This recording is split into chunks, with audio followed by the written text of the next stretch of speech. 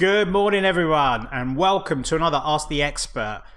My name's Ketan Makwana, and boy, oh boy, have you had a brilliant bank holiday weekend. The weather was amazing. So welcome to Ask the Expert, an award-winning daily series from 8:30 a.m. to 9 a.m. to help small businesses. If you have any questions, ask them in the comments of this live feed. If you need any advice, join the official Intuit QuickBooks SMB community group on Facebook. Accountants and business experts are on hand 24/7. During the live session, we'll be running a poll, so please do engage with it, and I'll reveal the results later. Now, if you are on TikTok, check out the Be Your Own Boss competition pitch. Pitch a new business idea and you could win yourself investment, mentorship, and business advice, all to help make that business idea a reality.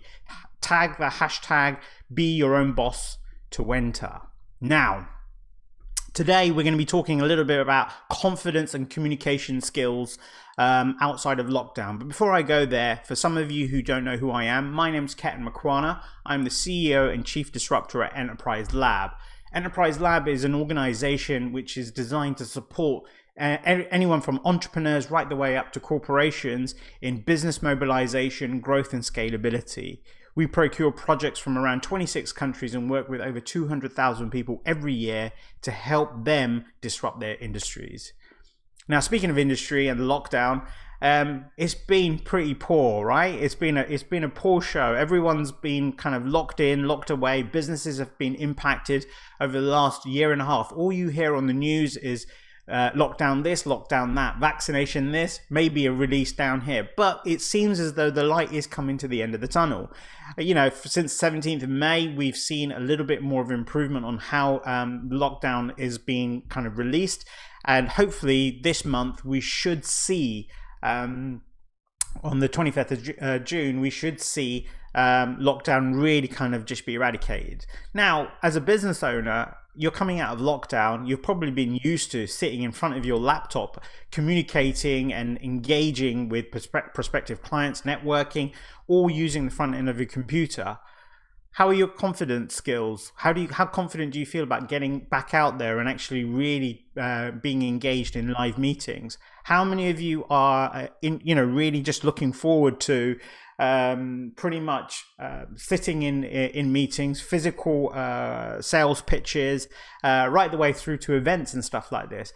I think it's all kind of overwhelming. I'm going to start with me as an example. Since March 2020, I've pretty much been locked away to the sanctions of these kind of four walls that you see here.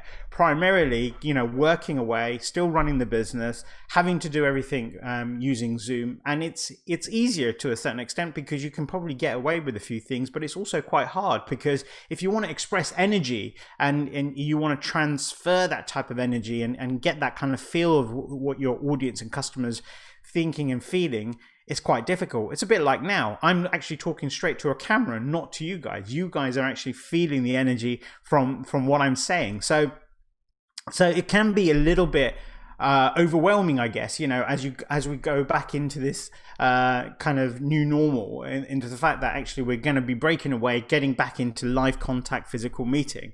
So I've got a couple of things there that I want to share with you, a couple of tips that will kind of help you along your way. For me, the first thing I'm actually now doing is, rather than going into sort of mainstream events and stuff like this, I'm working myself back into things. So I'm having a few client lunches or maybe a few small meetings out in the public. So wherever I can, whether it's kind of from a coffee shop perspective or to a restaurant, I'm actually starting really slow. So small groups or maybe even just one-to-one meetings, really to just ebb myself in. I just kind of really want to feel that I'm kind of comfortable in those kind of environments. You see, I haven't been out, we haven't been out to eat, we haven't been out to shop, we haven't been out anywhere, over the last sort of 18 odd months or so. And as such as that does have a profound impact. We're used to being in this kind of environment. So one of the first things that I want to say to you is take your time. You don't have to rush into everything, slowly introduce more live face-to-face meetings for you. So I'm starting off with a series of lunches. Actually, they start from this week. I've got people coming down to me where I am in Windsor, basically to see me, and we're gonna actually go out and have a lunch and have that kind of communication. So first tip is edge yourself in slowly. The second thing that I'd like to say to you is, communication is one of those things where it's only 10 to 15% of what you say, or the words that are really important. Nonverbal communication is one of the biggest things that you've got to think about here. So your sitting postures, the way you express yourself, the tonality, all of these kind of things. Again, we forget a lot of this, of what we do, how we sit, what our habits are like, because we've been at home. We've been quite comfortable. You've been working from the sofa compared to when you're working, from a desk in an office environment. So, be a little bit mindful of your posture, your positioning, the way you express particular things. Start to think about your non-verbal communication. It's really important because that's one of the things that really has a profound impact on the message that you're trying to get across. The third thing that I'd like to say is be mindful of social distancing. It's still there. There's a lot of people who are still a little bit uneasy with social and physical contact. So respect it. If you're going to go out, take your mask with you. Some people may want you to wear your mask when you're engaging with them. Don't know why, because they can't see your face properly. But essentially, that is something that you want to consider. Social distancing is still a thing at this moment in time, even after lockdown has been released, hopefully on the 21st. I know they're talking about the fact that the Indian variants or the Thai variants may actually stop us from this. But essentially, you are now going to start to see yourself moving out more forward. So be mindful of the fact that some people may have this kind of this thing against social distancing. So just sort of latch onto that a little bit. Just be a bit more aware of that. The last thing that I really want to say around this area is when you're into networking. Now, I've done episodes on Ask the Expert before about network techniques. Remember, networking is fundamental. It's important. The success of your business is compounded by how much of an influential network you have around you. No matter how you do it, whether you do it online or you do it offline, you are still going to need to engage, connect, and see how you can build value propositions with other people. So the key thing around your communication skills and confidence should be built around how you go out and now future network. Don't go out there with this whole mindset that things are going to be restrictive and you're a little bit anxious or anxiety.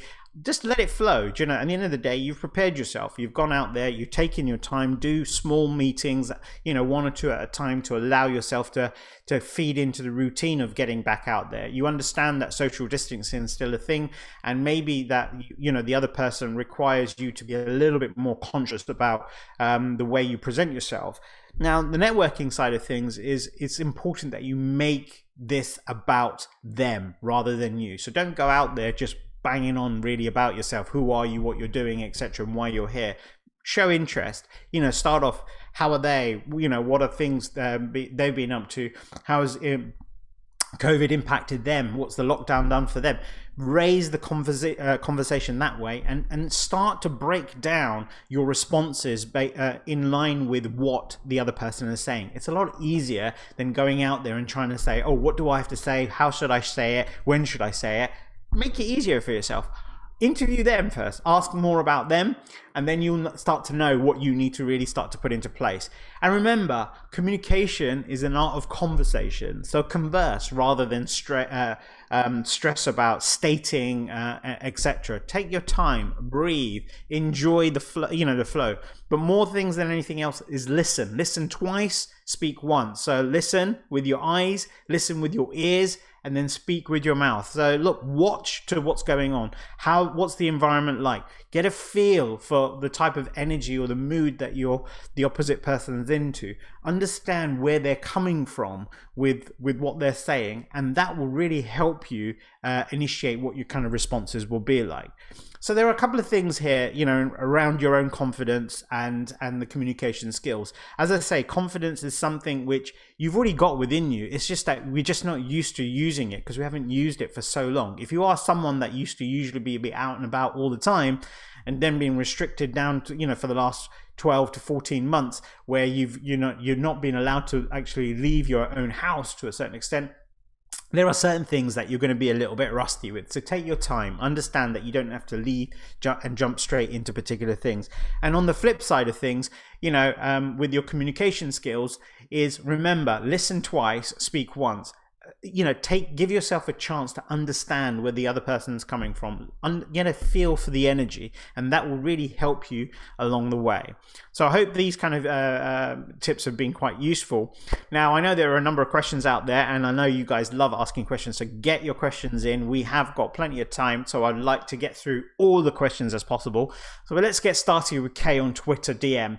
I've actually started my new role while in lockdown, so this will be the first time I'm meeting a lot of my team in real life. How do I put my best foot forward?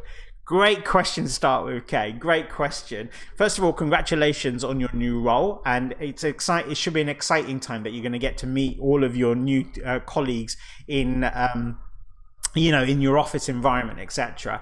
I think the best foot forward thing is something that I want you to take out of your head, because all of a sudden it's almost like you have to be someone else. You've got to show only the best parts about Kay. I want you to go out and show the real Kay. So be yourself. Don't have to be anything else. There's no such thing as a best step or a best foot forward. I think essentially what you want to be able to do is analyze the group, the environment, the group. It's going to be great. It's going to be positive. Everyone's going to be interested to get to know you and meet you and say hi and connect, etc. So be yourself, because I think if you try to go out there and be someone that you're not, or someone that you feel is only going to fit into that, eventually that facade is going to die away. So you're going to struggle then, and the fact that you've got K version 1 and K version 2. So just go out there, be yourself, enjoy it, smile, listen to what people are saying, tell stories, build up the experience, build the rapport, show interest in them as much as they show interest in you. But good luck with that, and well done again for your new role. Raul on Instagram DM. Hey Ketan, I ramble a bit too much, and I like bouncing ideas off others. Sometimes others lose interest when I'm speaking. Problem is I'm doing it even more now that we're back in person again. How do I stay concise even in a casual conversation? Well, Raul, join the club. I am the rambler number 1. I can talk the hind legs off a donkey, and I can speak for England. Look, at the end of the day, the only reason why you think you ramble is because you're really excited about the things that you have here. I think sometimes it's better for you to actually, take some pauses. So usually when you're talking, you keep going and going and going and going, and you think, I need to say more and more and more and more to get more and more detail, because what you're doing is you're looking for that response from the other person. You're trying to get that reaction from someone. So it's important that you kind of pace yourself through, break down a little bit of what you're saying. Ask the audience, ask the people around you, does that make sense? Is that clear? What do you think?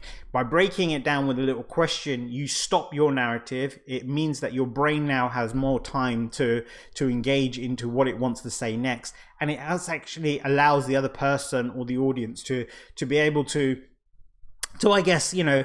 position where they are with something as well. So interacting with your audience is going to be a really good thing for you. That's one of the biggest techniques that I was taught when I was coming through this kind of process of presenting to actually sharing my ideas and stuff like this. Ask more questions, and that will allow you to break up what you're saying, and it also calms you down from a point whereby you can actually start to control how much you need to say. But don't worry about rambling. I think rambling is good. You're still in good company, Raul, all right? Ollie on Facebook Messenger. Working from home allowed me the space around me for meetings, to digest and recharge. I now have had 2 weeks back in the office settings, and I'm feeling quite drained. And like I'm not retaining as much information, okay, how can I recreate that space in my day without turning away my coworkers? So, okay, it's an interesting one. We become very used to the comforts of our own environments. And I think you don't want to be rude, but at the same time, you want to maintain a level of productivity. I think, at the end of the day, what you want to be able to do is start breaking away some sort of times in the day when you are back in the office, keeping a little bit of me time, a little bit of space time, maybe creating a little bit, some form of system whereby people know that you're in a do not disturb type of environment. I don't work as much in the office as I used to, but when I was in an open plan office or in that kind of environment where what I used to do is say, right, okay, there are a couple of times during the day where I just need myself to my thoughts. So either I'd move away from my desk and go to some other area of the office where I could be kind of by myself. Maybe it's near where the cafeteria area would be, or I guess where you can go and grab a coffee and stuff like that and sit down, which sometimes can be a problem because people think, you're available for a chat. And at the same time, I used to also have an indicator of a postie which used to sit on my desk, which it was kind of almost like a do not disturb. So think about how hotel rooms have the do not disturbs and stuff like this. Maybe putting a little bit of that into the environment. It's a nice way of actually saying to people, leave me alone, without actually having to say leave me alone. But look, just experiment with a few things, express that to your colleagues as well. Say, look, at the end of the day, you're still kind of getting adjusted to life back in the office, and there are pockets of time where you love to have just to yourself so you can recharge, reset, re-energize, so you can be more productive. Honesty is the best policy. Keep it clear. Some people may think you're a bit of a weirdo. Some people will say this is really great. They may even start doing it themselves. Don't worry about what people think. Make sure that you are focusing on what you need to be doing there. So well done with that. Wendy on Twitter DM. I'm still nervous about the situation, but I need to inspire my team to come back to the office. Any tips on overcoming those anxious moments and projecting confidence? I think, Wendy, one of the most important things when you're working with teams is how you connect and what your touch points are with them. I think if you come across too brash, too like, let's get back together, it's going to be people can see through that. I think you've got to be very honest first. Be very transparent. Say, look, you know what? We've all gone through a tough time. We've all got these kind of anxious and nervous moments. We all know that we're still a little bit uncertain, but it's important that we're all back together. We all need to refuel that energy, of working together. And that's why it's important that we come back and we start to try practicing being a team together in a physical space. So be honest about it. Even if you want to, I'm not saying show any kind of weaknesses or vulnerabilities, but be open to some of the areas that you're anxious about, because what that allows your team to do is start to align with you and say, wow, this person gets it. They're more motivated or more inspired to come and saying, do you know what, I'm going to support this, I'm going to give it a try. Because what you're doing at this moment in time is you're thinking some people may have nervous points or anxious bits and pieces, but the truth of it is these are all just opinions and thoughts that they've been brought in by influence from what they hear, what they see. The truth of this is that's your team. You're their leader. They will look up to the leader at some point in time. If the leader can't demonstrate a space of transparency and openness and relativity, then how can they engage, connect, and have a touch point with you? So use your communication in a way of actually giving them a little insight into Wendy's world. And then from there, that sounds great, Wayne's world, Wendy's world. But at the same time, give them some mode of inspiration to come forward. So, tell them, look, why it's so important. Get them to start to think back what it was like before lockdowns really kicked in. But good luck with that. Arlene on Facebook Messenger. I used to get quite overwhelmed when having to present to big groups of people. Zoom calls meant that there might be a lot of people on a call, but they'd actually be on mute. How do you deal with that unsettled feeling before and during big presentations?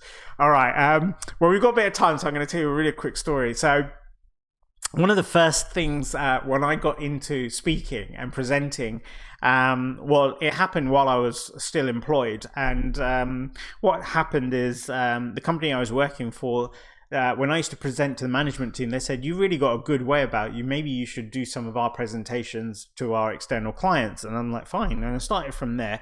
Eventually, I got to this stage where I was going out in as part of my work, doing all these kind of formal presentations and keynotes. When I got to the stage where I started my own business, I wanted to go out, and I was talking. I was giving a keynote at a corporate. I'm not going to name who they are. Just as I was about to be announced on stage, I went to the announcer and I said, "Any tips and advice on how I should, how I should be, or what this audience is like?" And all they said to me was, "Bring the energy." Okay, it's a little bit like what Teo was saying to me just now. He goes, "Bring the energy," basically, before we started this. And I'm like, all right. So, a spot, all I thought was a spontaneous moment. I thought, I tell you what, I'm going to run in, I'm going to jump on stage, basically, and bring the energy.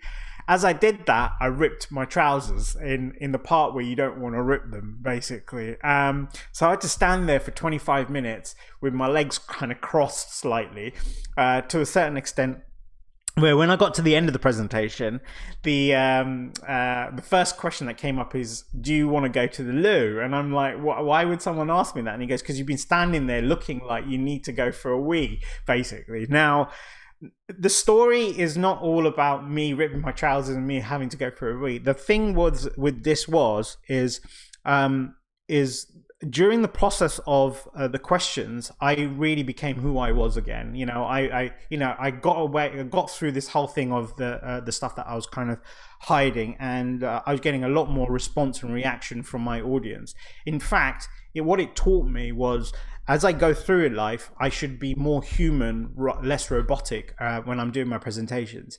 So even when we do things like Ask the Expert, the team allow you to bring in I'm the expert here, but they allow you to bring in your own momentum, your own feel, your own points, rather than trying to craft the words that you want to say. Now, why am I saying this to you, Arlene, is that normally what you start to do is you start to create this kind of viewpoint of what your audience is, who they are, what they represent, what they're even thinking. I don't know how you would know what they're thinking at that moment in time. And that starts to control what you say, the way you say it, and what impact that you want to kind of create. So I want you to go back and be simple and say, look, do you know what? I'm human.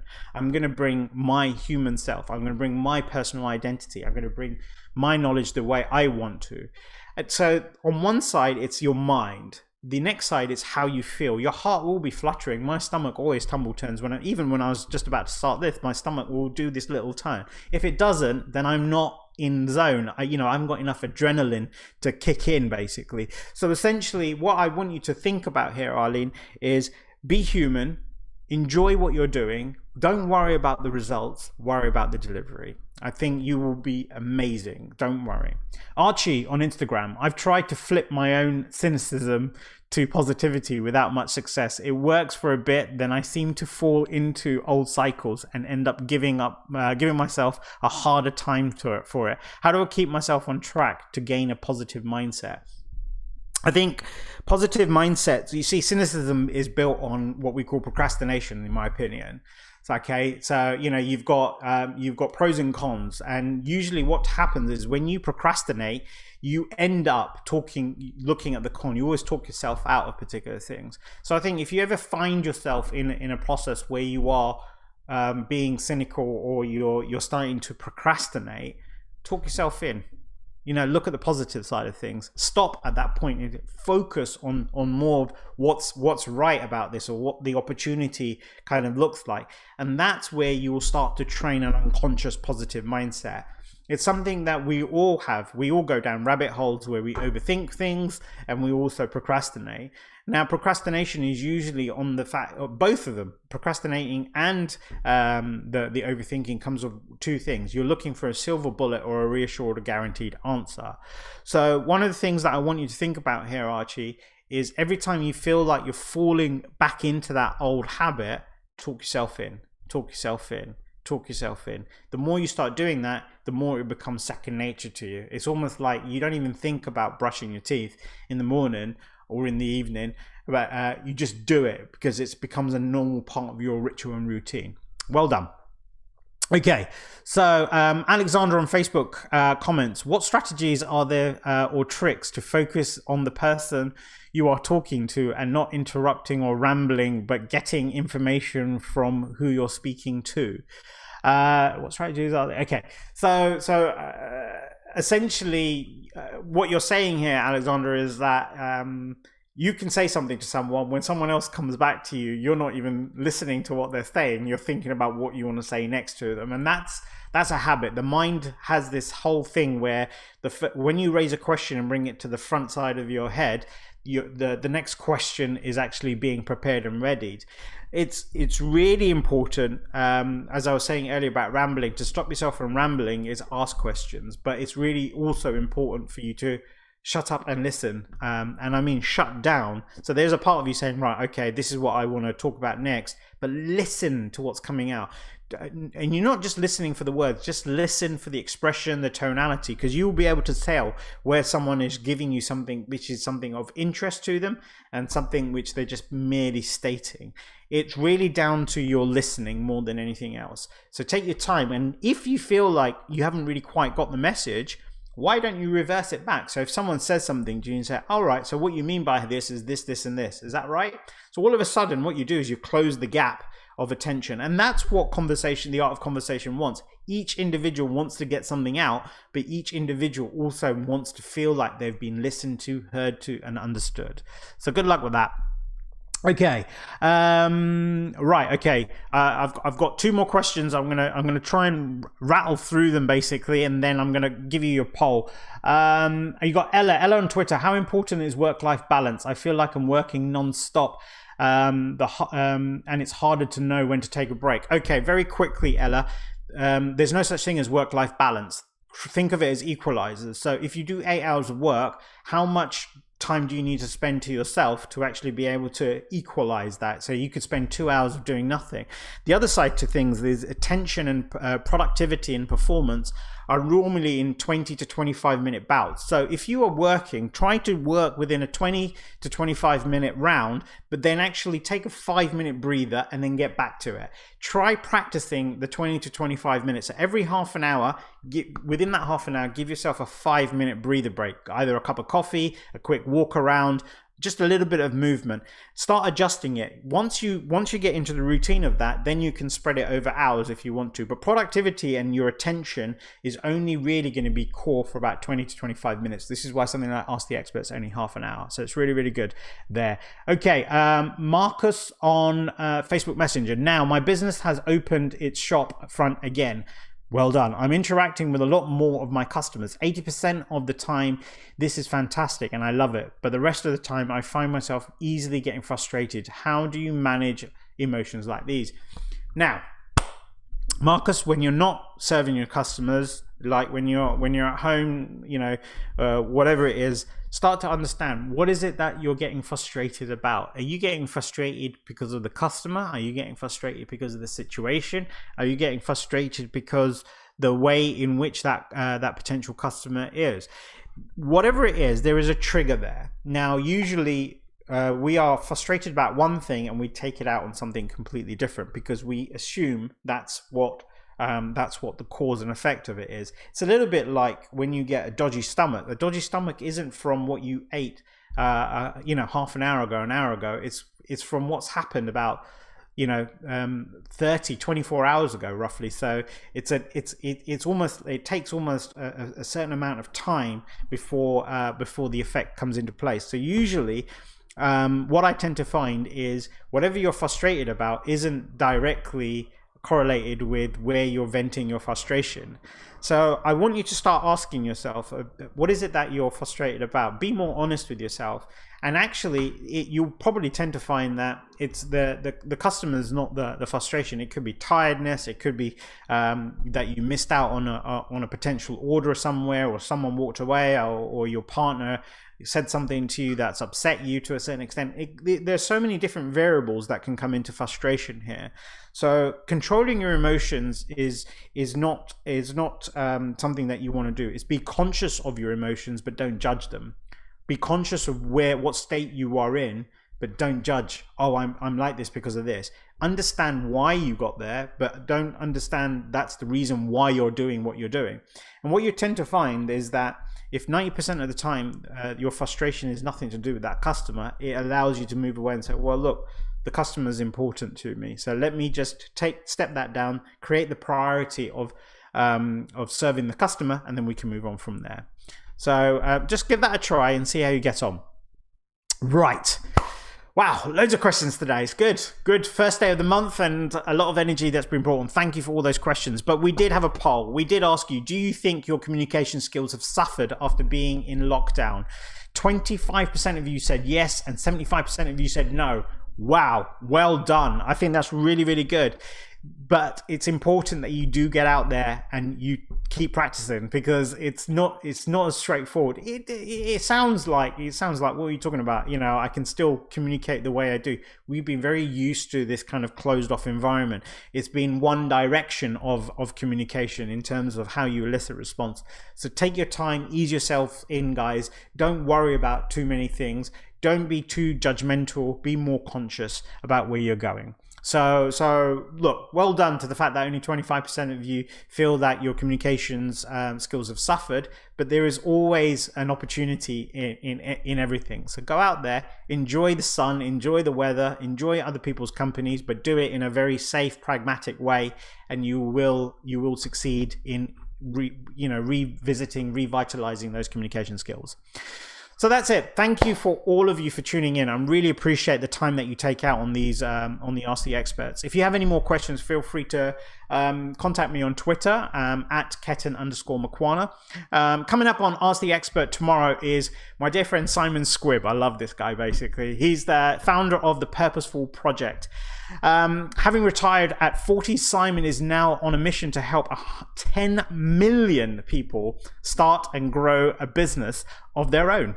Tune in and find out what the secret of it all is in business, basically. So a reminder is that if you need any more advice, join the official Into It QuickBooks SMB community group on Facebook. Accountants and business experts are on hand 24/7. And don't forget, as Simon and the team have done here, basically, be your own boss. It's the competition on TikTok. Pitch a new business idea and you could win investment, mentoring, and business advice. Tag the hashtag be your own boss to enter. I've really enjoyed spending this morning with you guys. I really sincerely hope that you've seen value in the tips and all the answers to the questions. Have a great day. Have a brilliant month. Stay safe and get communicating.